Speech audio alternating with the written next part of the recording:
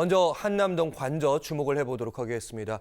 헌재 파면 결정 이후에 윤석열 전 대통령 닷새째 관저에 머물고 있는 상황입니다. 짐도 많고요, 반려동물도 많고 또 기존의 사택이 아파트다 보니까 경호 문제도 있고 해서 아무래도 이제 사저로 가는 시간이 길어지는 것이 아닌가. 하지만 말 못할 사정이 또 있다는 그런 관측들도 있습니다. 박관천 전 청와대 행정관이 이렇게 언급을 하고 있네요. 오히려 우리 생각이랑 다르게 김건희 여사가 빨리 아크로비스타 주상복합으로 가겠다 이렇게 얘기를 하고 있다는 겁니다. 그래서 경호처의 스트레스를 많이 받고 있다더라. 아무래도 이제 경호처 내부에서 흘러나온 얘기를 전원 들은 얘기를 이렇게 얘기한 것 같아요. 그리고 조국 혁신당 의원은 뭐 야박하다는 평가도 있지만 관저 안에 중요한 게 있다. 비화폰 통화를 보관하고 있는 서버가 있는데 혹시 이거 증거인멸하는 거 아니야? 빨리 사퇴, 빨리 나가야 한다. 이렇게 얘기하고 있습니다. 언론에선 벌써 이번 주 금요일을 아무래도 이제 사저로 이제 이동하는 시간, 이사하는 시간으로 보고 있는데 현실적으로 그동안 아예 파면 생각을 안 했던 모양이에요. 그래서 아예 준비가 안 된 상황인데 금요일에 가능할까 이런 생각이 듭니다. 사실 뭐 박근혜 전 대통령의 경우에는 단독주택이었잖아요. 그러니까요.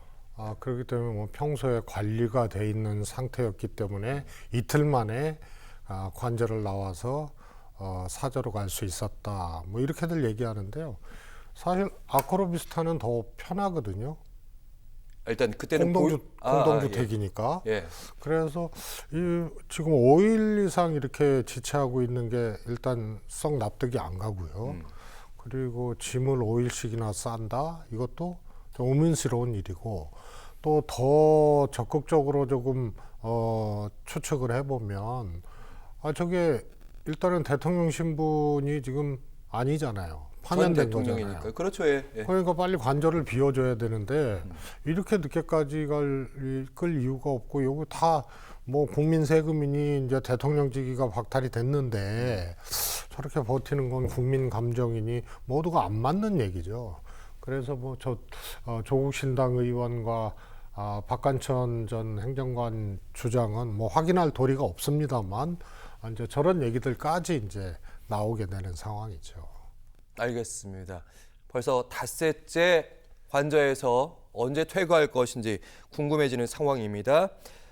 윤 전 대통령 부부가 이제 한남동을 떠나서 기존 거주지였죠. 아크로비스타 서초동으로 가더라도 임시로 가더라도 이제 완벽하게 왜냐하면 아크로비스타 같은 경우는 경호가 쉽지 않다 이런 지적들이 있으니까 제대로된 서울 내 독립가옥을 마련할 거다 이런 전망도 나오고 있습니다.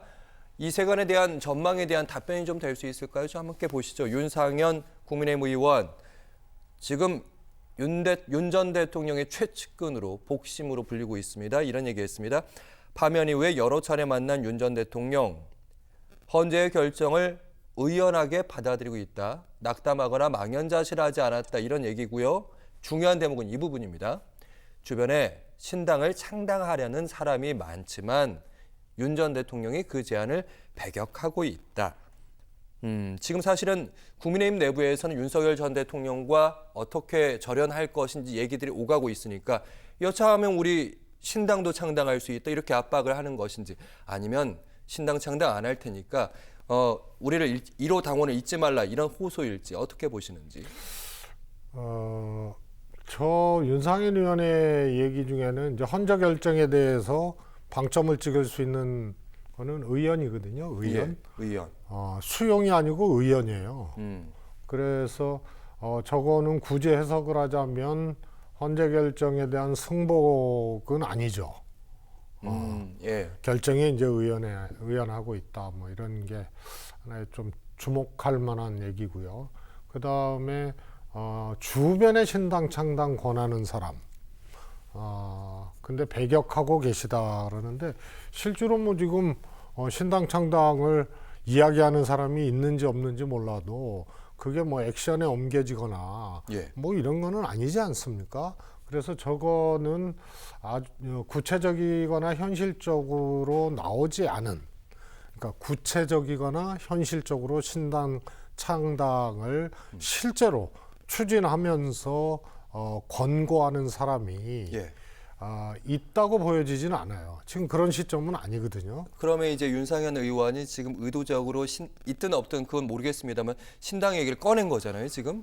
그래서 저는 그냥 윤석열 대통령의 하나의 이제 실제하는 이제 정치적 영향력, 뭐 이런 것에 대한 강조된 또 하나의 표현 아닌가 싶습니다. 방금 윤석열 전 대통령 어쨌든 국민의힘 내부에서 실체적인 영향력을 갖고 있다는 말씀하셨습니다.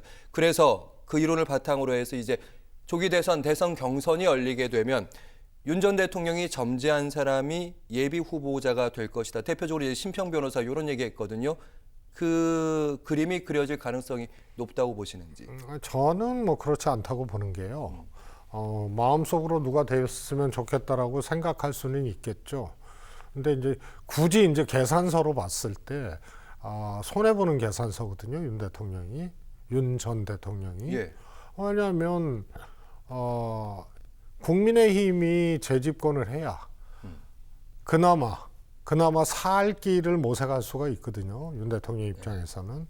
그런데 특정 후보를 윤석열 전 대통령이 밀었다, 시쳇말로.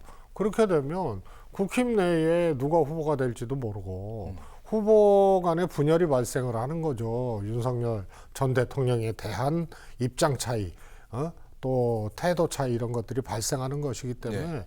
굳이 그게 윤 대통령한테 유리할 수가 없어요. 그래서 제가 보기에는 소위 점지설, 낙점설 이런 것들은 마음이 어디에 가 있든 간에 현실화되기는 어려운 얘기다. 이렇게 보여집니다.